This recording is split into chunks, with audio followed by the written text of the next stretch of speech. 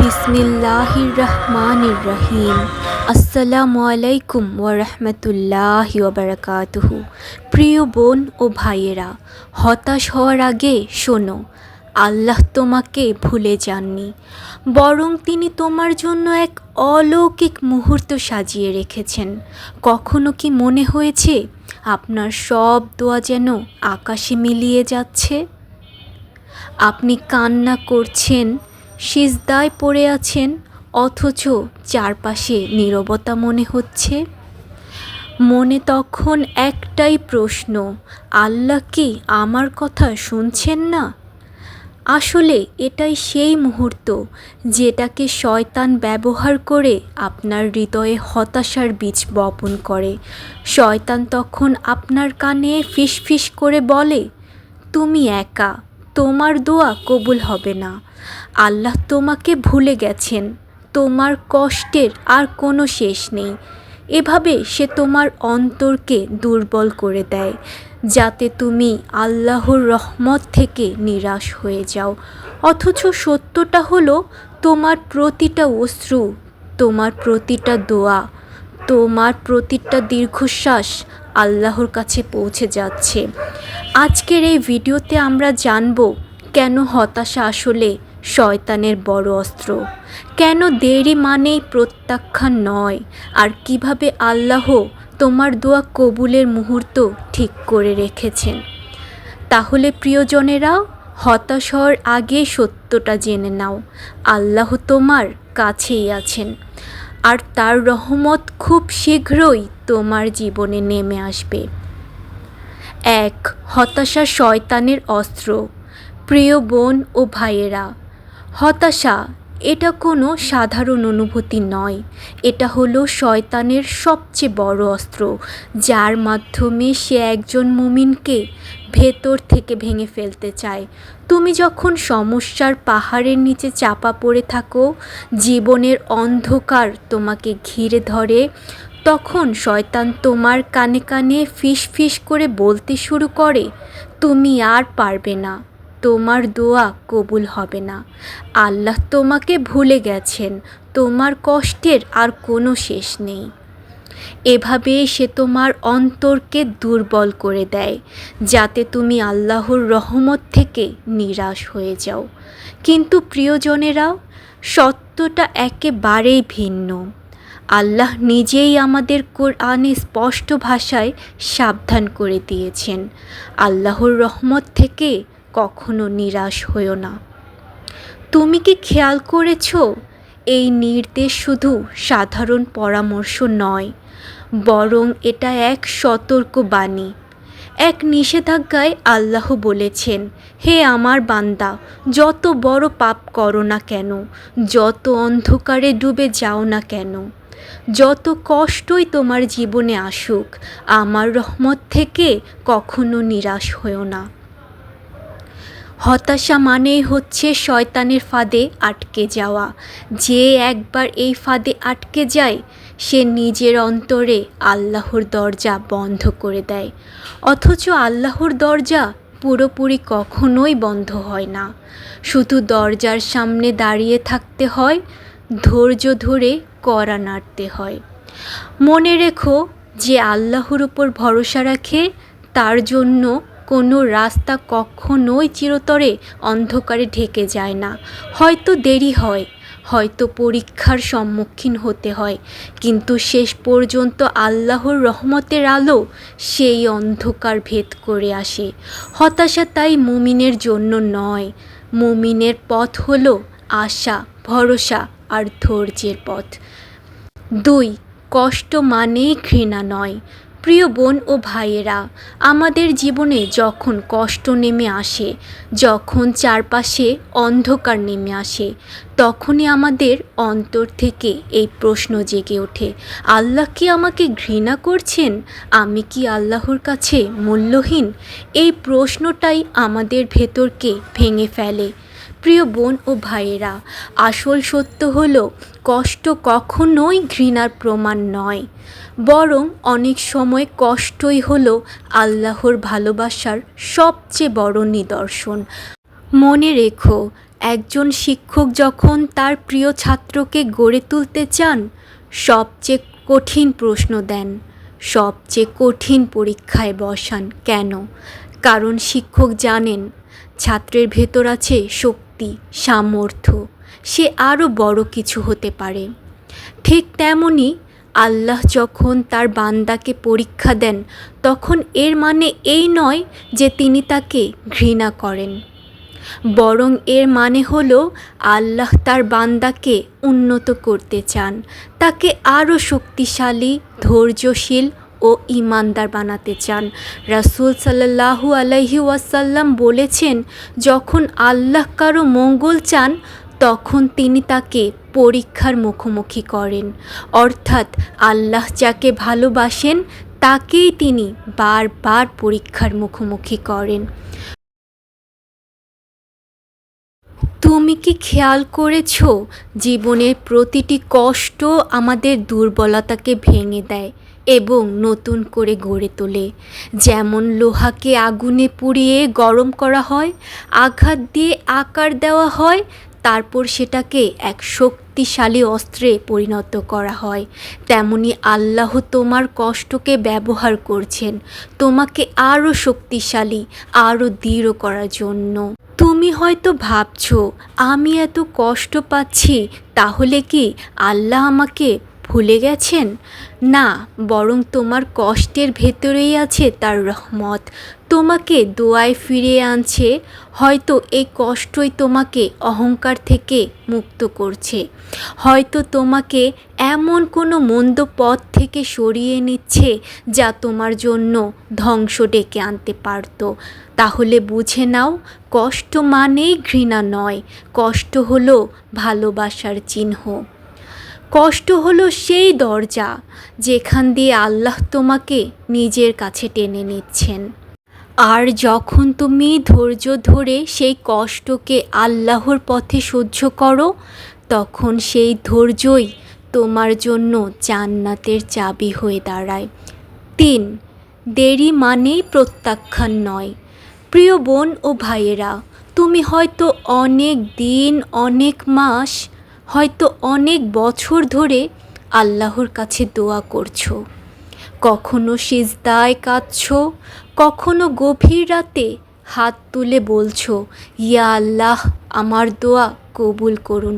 কিন্তু দিন যায়, মাস যায়, বছর পেরিয়ে যায়, তুমি দেখতে পাও না সেই দোয়ার উত্তর।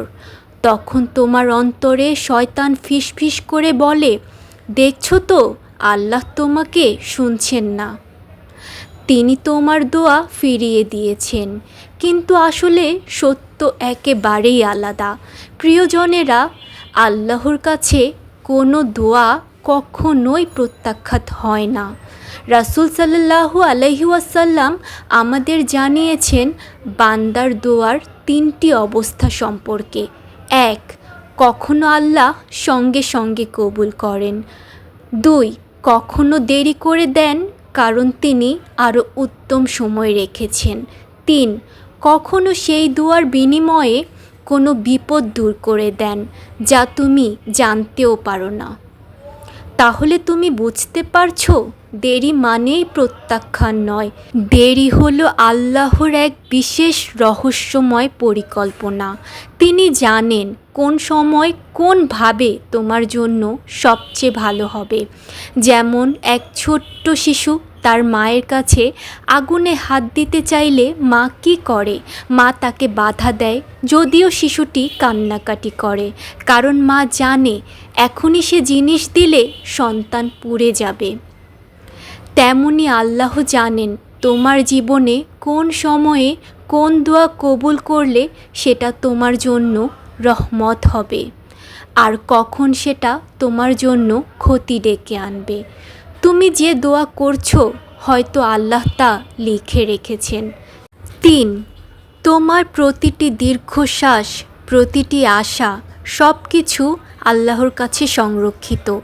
আর যখন সেই সঠিক সময় আসবে, তখন তিনি এমনভাবে সেই দোয়া কবুল করবেন যে তুমি নিজেই অবাক হয়ে যাবে। তাই প্রিয় বোন ও ভাইয়েরা, কখনো মনে করো না দেরি মানেই প্রত্যাখ্যান। বরং বিশ্বাস রাখো তোমার প্রতিটি দোয়া আকাশের সিঁড়ি বেয়ে আল্লাহর দরবারে পৌঁছে গেছে। আর তোমার প্রভু সর্বজ্ঞই, তিনি ঠিক সেই মুহূর্তে তোমার প্রার্থনা কবুল করবেন, যখন সেটা তোমার জন্য সবচেয়ে সুন্দর হবে। 4. অন্তরের অশ্রু কখনোই বৃথা যায় না। প্রিয় বোন ও ভাইয়েরা, তুমি হয়তো সেই মুহূর্তটা খুব ভালো করেই জানো, যখন চারপাশের মানুষ তোমাকে ভুলে গেছে, যখন কারো কাছে নিজের কষ্ট খুলে বলার শক্তি তুমি হারিয়ে ফেলেছ। এখন তুমি একা একা রাতে সিজদায় বসে কাঁদছো, তোমার অশ্রু গড়িয়ে পড়ছে জায়নামাজের মাটিতে, আর তুমি কাপা কণ্ঠে শুধু বলছো, ইয়া আল্লাহ, আমি আর পারছি না, আমাকে সাহায্য করুন। তুমি কি জানো সেই অশ্রু বৃথা যায় না? মানুষের কাছে হয়তো তোমার কান্নার কোনো মূল্য নেই, কেউ হয়তো তোমাকে দুর্বল ভেবে অবহেলা করে, কিন্তু আল্লাহর কাছে সেই অশ্রুর মূল্য পাহাড়ের চেয়েও ভারী, কারণ সেই অশ্রু বের হয় তোমার অন্তরের গভীর থেকে। আর আল্লাহ সেই অন্তরের কথা সবচেয়ে ভালো জানেন। রাসূল সাল্লাল্লাহু আলাইহি ওয়াসাল্লাম বলেছেন, আল্লাহ সেই দোয়া ফিরিয়ে দেন না যে হৃদয় ভেঙে তাকে ডাকে। অর্থাৎ যখন তুমি হৃদয় ভাঙন থেকে নিঃস্ব অবস্থায় আল্লাহকে ডাকো, তখন সেই ডাক আকাশ ভেদ করে সোজা আল্লাহর কাছে পৌঁছে যায়। তোমার কান্না আল্লাহর কাছে শুধু কান্না নয়, এটা হলো তোমার আত্মসমর্পণের প্রমাণ, তোমার ভালোবাসার সাক্ষ্য। আর আল্লাহ এতটাই দয়ালু যে তিনি বান্দার এক ফোঁটা চোখের পানিকেও অমূল্য সম্পদ হিসেবে ধরে রাখেন। মনে রেখো, আজ হয়তো তোমার অশ্রু দিয়ে তুমি কষ্ট প্রকাশ করছো, কাল সেই একই অশ্রু আল্লাহর রহমতের দরজা খুলে দেবে।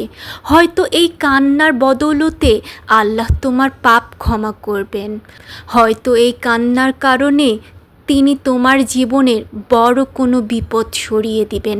তাহলে কেন ভাবছো তোমার কান্না বিফলে যাবে? প্রিয় বোন ও ভাইয়েরা, আল্লাহ সব দেখছেন, সব শুনছেন। যদি কারো সামনে না কাঁদো তাতে সমস্যা নেই, তোমার কান্না শুধু আল্লাহর সামনেই যথেষ্ট। আর সেই কান্না তোমার জীবনে একদিন এমন এক রহমত বয়ে আনবে তুমি কল্পনাও করনি। 5. আল্লাহর পরিকল্পনা তোমার কল্পনার চেয়েও বড়। প্রিয় বোন ও ভাইয়েরা, আমরা মানুষ, আমাদের চোখ যতটুকু দেখে, আমাদের মস্তিষ্ক যতটুকু বোঝে, আমরা শুধু সেই সীমিত জগতের ভেতরেই আটকে থাকি। আমরা এখন যা চাই, যা হারিয়েছি বা যা পেতে দেরি হচ্ছে, আমরা মনে করি এটাই পুরো পৃথিবী। কিন্তু আমরা ভুলে যাই যে আল্লাহর পরিকল্পনা আমাদের কল্পনার চেয়েও অনেক বড়, বিস্তৃতি, অনেক মহিমান্বিত। তুমি হয়তো একটা চাকরি হারিয়েছো আর মনে করছো সব কিছু শেষ হয়ে গেছে। আল্লাহ হয়তো সেই চাকরিটা সরিয়ে দিয়েছেন, কারণ হয়তো সেটা তোমার ঈমান ধ্বংস করে দিত। আর তিনি অপেক্ষা করছেন তোমাকে এমন এক দরজা খুলে দেওয়ার জন্য, যেখানে তোমার রিজিক থাকবে হালাল, যেখানে তোমার সম্মান থাকবে অফুরন্ত, আর তোমার অন্তর থাকবে প্রশান্তিতে ভরা, শান্ত। হয়তো তুমি এমন কাউকে হারিয়েছ যাকে ছাড়া তুমি বাঁচতে পারবে না ভেবেছিলে। তুমি ভেঙে পড়েছ, কাঁদছ, ভাবছ কেন আল্লাহ আমার কাছ থেকে তাকে নিয়ে গেলেন। আল্লাহ জানেন যা আমরা জানি না। হয়তো সেই মানুষটি তোমার জন্য ক্ষতির কারণ হতো, তার সাথে থাকলে হয়তো তুমি আল্লাহর থেকে দূরে চলে যেতে। আর আল্লাহ যাকে তোমার জীবন থেকে সরান, তার জায়গায় তিনি এমন কাউকে আনেন যে তোমাকে তার কাছে আরও কাছে নিয়ে যাবে। 6. আমাদের জীবনে প্রতিটি অধ্যায় আল্লাহর লেখা। আমরা যে এক টুকরো কাগজ দেখি, তিনি পুরো বই দেখেন।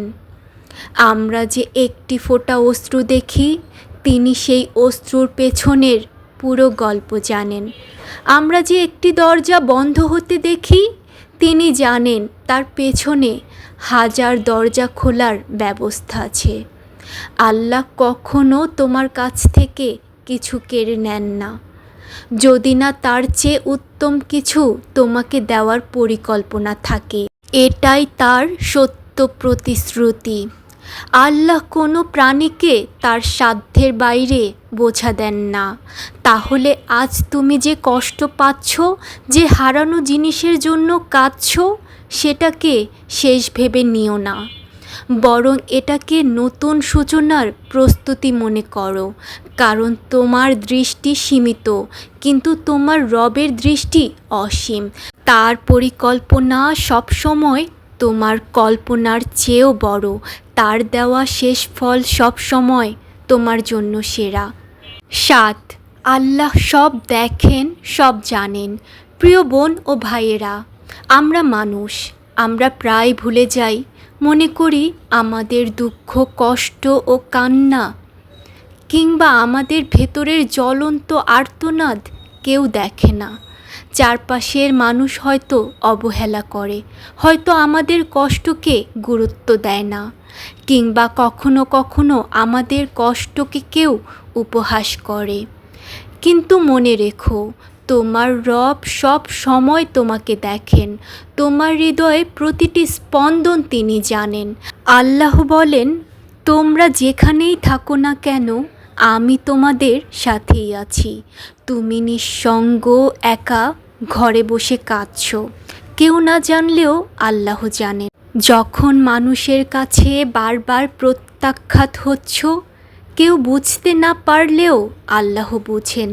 তুমি যখন অপমান আর অবিচার সহ্য করেছ, কেউ পাশে না দাঁড়ালেও আল্লাহ দেখেছেন। তোমার প্রতিটি অশ্রু আল্লাহর কাছে গণ্য। তিনি ফেরেশতাদের মাধ্যমে সেই অশ্রু নথিভুক্ত করছেন। কিয়ামতের দিন তুমি অবাক হয়ে দেখবে, তোমার গোপনে কান্না, তোমার নীরব দোয়া, তোমার দেখা কষ্ট, সব কিছু আল্লাহর হিসেবে জমা হয়ে আছে। আর সেদিন তিনি তোমাকে সেই কান্নার বিনিময়ে এমন পুরস্কার দিবেন যা তুমি কল্পনাও করনি। তুমি যদি এখন ভেবে থাকো, আমি এত দোয়া করেও ফল পাইনি, তাহলে জেনে রাখো, আল্লাহ কোনো দোয়া কখনোই নষ্ট করেন না। তিনি হয়তো এখনই উত্তর দেননি, কারণ তিনি জানেন তোমার জন্য সঠিক সময় কখন। তিনি তোমাকে এমন কিছু থেকে রক্ষা করছেন যা তুমি দেখতে পাচ্ছ না।